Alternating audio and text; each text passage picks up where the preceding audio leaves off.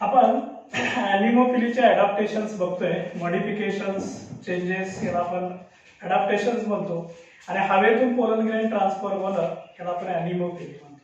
खूप interesting term आहे. जसं की आपण म्हटलं की पोलन ग्रेनची संख्या जास्त ठेवावी लागते, large number of pollen grain लागतात ॲनिमोफिलीसाठी. म्हणजे जर का ॲनिमोफिली व्हायचं असेल तर पोलन ग्रेन्स असतात,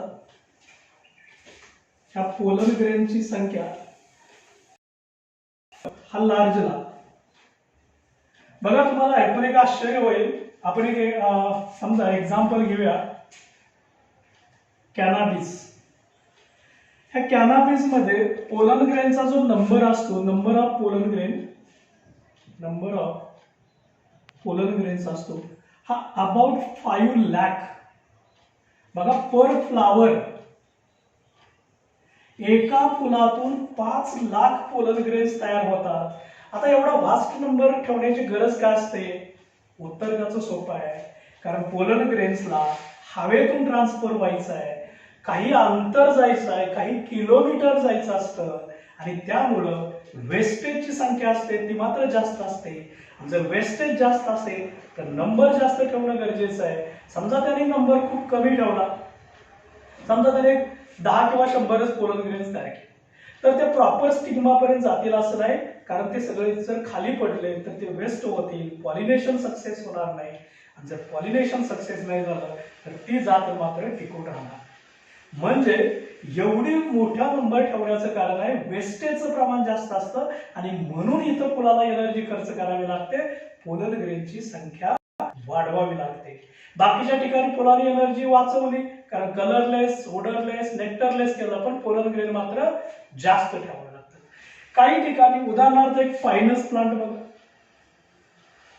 ह्या पायनसचा जो पोलन ग्रेन असतो हे विंगड असतात, विंगड पोलन ग्रेन असतात, म्हणजे त्याला विंग्स असतात.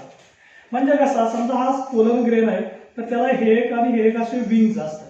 ह्या विंग्स मध्ये लाईट वेट असतं, विंग्स असल्यामुळं एअर मधून त्याला पुढे जायला मदत होते आणि जवळजवळ 100 किलोमीटर्स एवढा प्रवास करून हे पोलन ग्रेन पुढे जाऊ शकतात. आणि ह्या पोलन ग्रेनचा जो कलर असतो याच्यावरती येलोइश कलर असतो, येलो कलर असतो.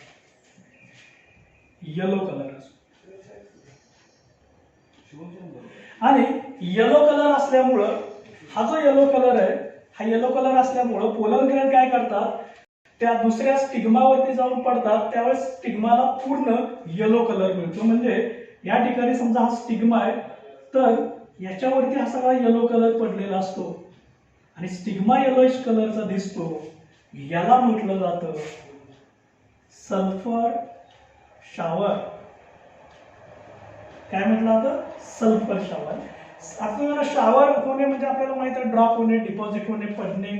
सल्फर का म्हटलं जातं? कारण सल्फरचा कलर असतो येलो. म्हणजे स्टिग्मा हा पूर्ण येलो कलरचा दिसतो, याला सल्फर शॉवर म्हटलं जातं, कारण पिवळ्या रंगाचे सगळे पोलन ग्रेन स्टिग्मावरती येऊन डिपॉझिट झालेले असतात. याला म्हटलं जातं सल्फर शॉवर. तुम्हाला हेही लक्षात ठेवायला पाहिजे की मेजॉरिटी आपण बघतो हे पोलन ग्रेन हवेतून ट्रान्सफर होतात आणि असे हवेमध्ये असणारे पोलन ग्रेन हे जर का श्वासावाटे शरीरामध्ये आले तर एक अनकम्फर्टेबिलिटी होते, हायपर सेन्सिटिव्हिटी होते, ज्याला म्हटलं जातं हे फेवर. काय म्हटलं जातं? हे फेवर. हे फेवर म्हणजे काय असतो की त्या व्यक्तीच्या शरीराने प्रमाणापेक्षा जास्त दिलेला रिस्पॉन्स असतो, ज्याला हायपर सेन्सिटिव्हिटी म्हटलं जातं. Hyper sensitivity is a type of allergy. Allergic reaction होते, पोलन ग्रेन्स मुळे होते. एमसीक्यू साठी पण विचारलं जातं तुम्हाला, hay fever is a type of allergy caused due to pollen grain, inhalation of pollen grains. Sulphur shower पण तुम्हाला कळायला आहे, येलोइश कलरचे पोलन ग्रेन हे स्टिग्मावरती डिपॉझिट होतात, याला म्हटलं जातं सल्फर शॉवर. आणि इथं ॲनिमोफिलीची अडॅप्टेशन्स असतात, हे ॲनिमोफिलीचे अडॅप्टेशन्स कंप्लीट होतात. हा पहिला एजंट झाला अबायोटिक मधला विंड. आता आपल्याला सेकंड एजंट बघायचं आहे, अबायोटिक मधला सेकंड एजंट आहे तो म्हणजे वॉटर, म्हणजे हायड्रोफिली. हायड्रोफिली बघा किती इंटरेस्टिंग टर्म आहे. बायोलॉजीमध्ये तुम्ही बघताय सुरुवातीपासून तुम्हाला फक्त शब्दांचे अर्थ समजणं गरजेचं असतं. Hydro means water, means transfer. So transfer of pollen grains through water is called as hydrophily. So pollination takes place through water is called as hydrophily. Pollination takes place through water is called as hydrophily. Such a flowers are called as hydrophilous flowers. Hydrophilous flowers. Flowers ना काय म्हणायचं? हायड्रोफिलस flowers. आता हे जे हायड्रोफिलस flowers आहेत म्हणजे पाण्यातून pollination होणार आहे, याची जर आपण वेगवेगळी एक्झाम्पल्स बघितले तर ती एक्झाम्पल्स आहेत. फॉर एक्झाम्पल एक झोस्टेरा, सिरॅटोफायलम आणि व्हॅलिसनेरिया ही एक्झाम्पल आहे की ज्यांच्यामध्ये पाण्यामार्फत पॉलिनेशन होतं, हायड्रोफिली थ्रू होतं. Through hydrophily Zostera, Ceratophyllum and Vallisneria. आता जर का पाण्यातून पोलन ग्रेन ट्रान्सफर होणार असतील तर त्याला काय काय बदल करावे लागतील म्हणजे ऍडॅप्टेशन्स.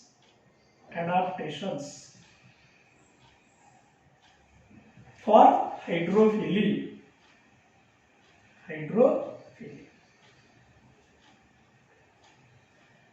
Adaptations for hydrophily. Number 1 adaptation in case of flower.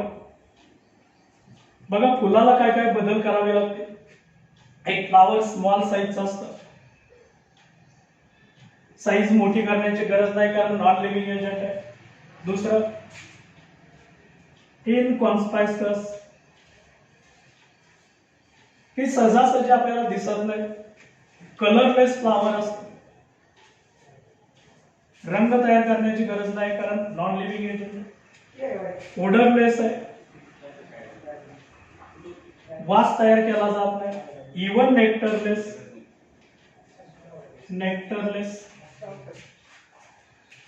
आता ओडरलेस, नेक्टरलेस, कलरलेस, स्मॉल साईजचं हे फ्लावर असतं आणि it is unwettable.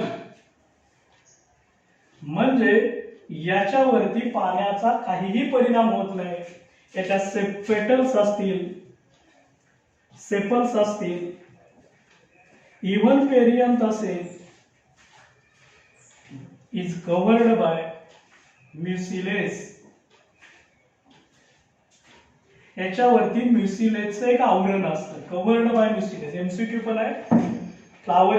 By flowers pollen grains becomes unwettable, so they are covered by mucilage. एक वॅक्सी लेअर असतो आणि त्याच्यामुळे ते waterproof होतात. Number 2 pollen grains.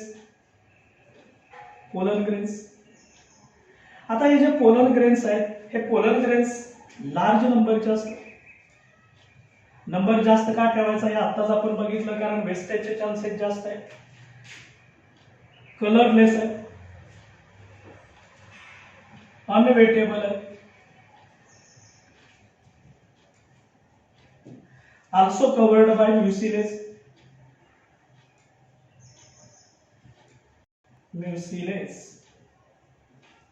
लॉंग असतात,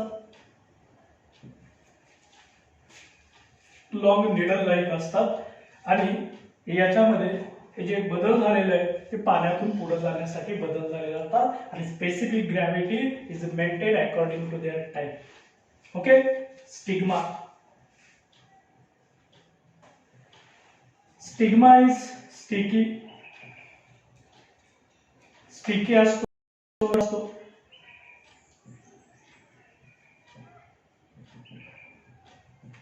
म्युसिलेज असतं. रिसेप्टिव्ह असतो. So flower, pollen grain, stigma हे जे बदल आहेत, हे बदल इवन दो पोलन ग्रेन्स असतात, काही पोलन ग्रेन वरती बाहेरचं आवरण ज्याला आपण इन्साइड म्हणतो ते नसतात. तुम्ही म्हणाल जर आवरणच नसेल तर ते पोलन ग्रेन कसे राहतील, तर त्या इन्साइडच्या ऐवजी त्याच्यावरती म्युसिलेजचं आवरण असतं, त्यामुळे ते वॉटरप्रूफ बनतात. So these are the various types of adaptations takes place in case of hydrophily. In case of hydrophily म्हणजे पाण्यामार्फत पॉलिनेशन व्हायचं असेल तर फुलांना हे बदल करावे लागतात. बदल कळालेले? ओके. आता हे जे हायड्रोफिली आहे, हे हायड्रोफिली कोणकोणत्या प्रकारामध्ये होतं, याचे महत्वाचे दोन टाइप्स आहेत. ते दोन टाइप्स आपल्याला बघायचे. So types of hydrophily. हायड्रोफिलीची व्याख्या कळालेली आहे, नावामध्येच आहे, पाठ करू नका. Pollination takes place through water is called as hydrophily. Hydro means water, phily means transfer. बघूया आपण आता पाण्यातून पॉलिनेशन व्हायचं असेल तर ते कोणकोणत्या दोन प्रकारामध्ये होतं हे आपण बघूया. या हायड्रोफिलीचा पहिला टाइप आहे तो म्हणजे हायपोहायड्रोफिली. हायपोहायड्रोफिली. आणि सेकंड टाइप आहे याचा इपिहायड्रोफिली. इपिहायड्रोफिली.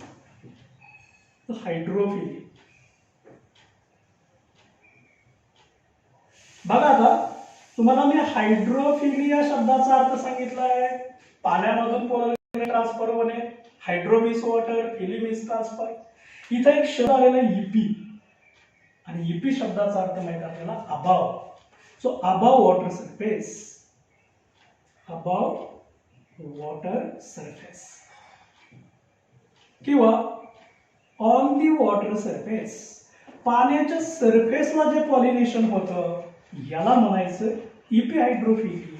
आणि पाण्याच्या सरफेसच्या ज्या खाली होतं hypo means below. Below water surface. So pollination takes place below water surface is called as hypohydrophily, and pollination takes place on the water surface is called as epihydrophily. So pollination takes place below water surface. तुम्ही हे लक्षात ठेवायचं आहे, हायपो means below water surface. आणि इकडे म्हणायचं pollination takes place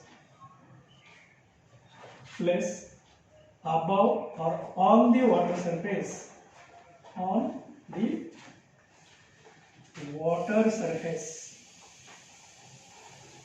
जर पाण्याच्या सरफेसला होत असेल तर इपिहायड्रोफिली, पाण्याखाली होत असेल तर हायपोहायड्रोफिली. आता अशा प्रकारचं जर का पॉलिनेशन व्हायचं असेल म्हणजेच की पाण्याच्या खाली हायपो, तर मात्र स्पेसिफिक ग्रॅव्हिटी त्या पोलन ग्रेनला मेंटेन करावी लागते. आणि किती मेंटेन करावी लागते? So specific gravity of pollen grains is equal to water. कारण त्याला पाण्यातूनच जायचं आहे आणि म्हणून त्याची स्पेसिफिक ग्रॅव्हिटी पाण्याच्या बरोबर असायला पाहिजे. जर ती कमी झाली तर तो वरती जाईल, जास्त झाली तर बॉटमला जाईल, आणि आहे तिथून पुढे जायचं असेल तर इक्वल टू. इकडे काय होतं? Specific gravity is less than water.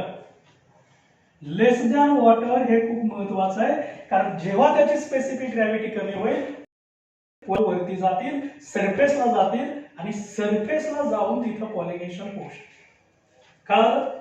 आता हे जे हायपोहायड्रोफिली आहे याचं काय एक्झाम्पल आहे? याचं एक्झाम्पल बघूया. याच्यामध्ये दोन एक्झाम्पल आहेत. एक पहिलं एक्झाम्पल आहे Zostera. Is a marine aquatic plant, marine water. आणि दुसरं सिरॅटोफायलम.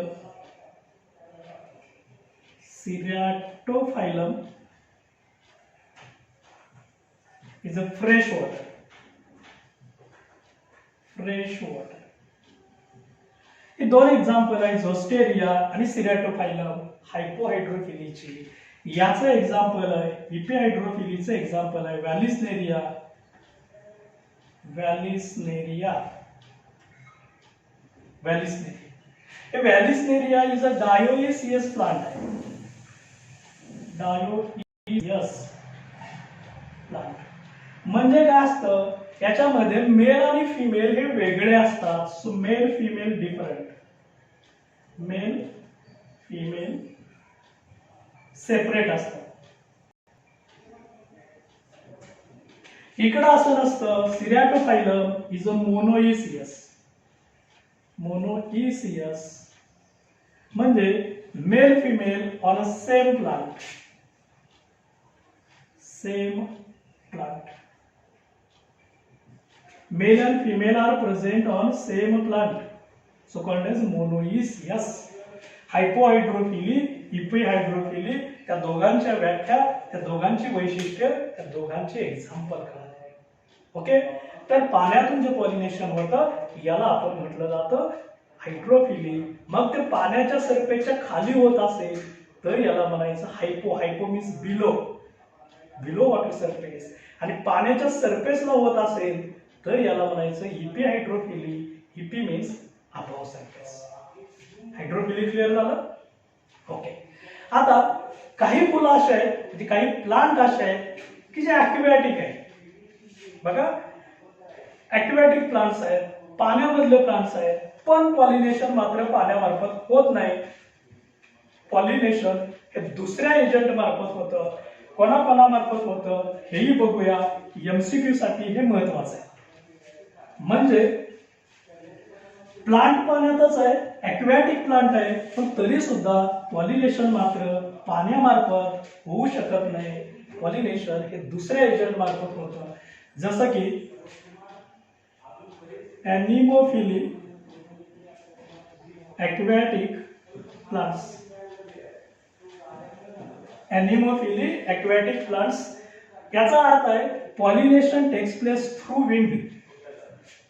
Pollination takes place through wind. हे महत्वाचं आहे. थ्रू विंड हे महत्वाचं आहे. हवेमार्फत होते. मग प्लांट ऍक्टिव्हॅटिक आहे, but pollination should be takes place through wind. याचं एक्झाम्पल आहे, फॉर एक्झाम्पल पोटॅमोगेटॉन, किंवा दुसरं एक्झाम्पल आहे हॅलोगॅरिस.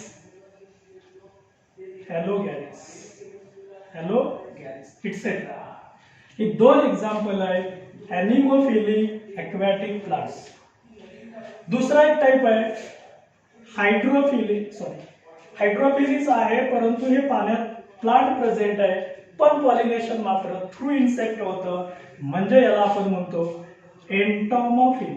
एंटोमोफिली ऍक्टिव्हॅटिक प्लांट्स. म्हणजे pollination takes place through insects. एक नवीन शब्द तुम्हाला कळाला आहे. एनिमो मीन्स इन्सेक्ट्स. एनिमो या ठिकाणी आपण जसं बघितलं की विंड, तसं हे जे इन्सेक्ट आहेत एंटोमा मार्फत होतं. याला आपण म्हणतो एंटोमोफिली. त्याचं एक्झाम्पल काय काय बघूया. फॉर एक्झाम्पल लोटस आहे. हे लोटस ऍक्टिव्हॅटिक प्लांट आहे, पण कीटकांच्या मार्फत पॉलिनेशन होतं. दुसरं त्याच्यानंतर ऍक्टिव्हॅटिक लिली म्हणतो आपण.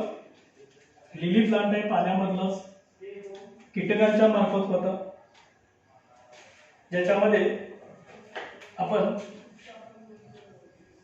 वॉटर लिली म्हणतो किंवा वॉटर हायसिंथ.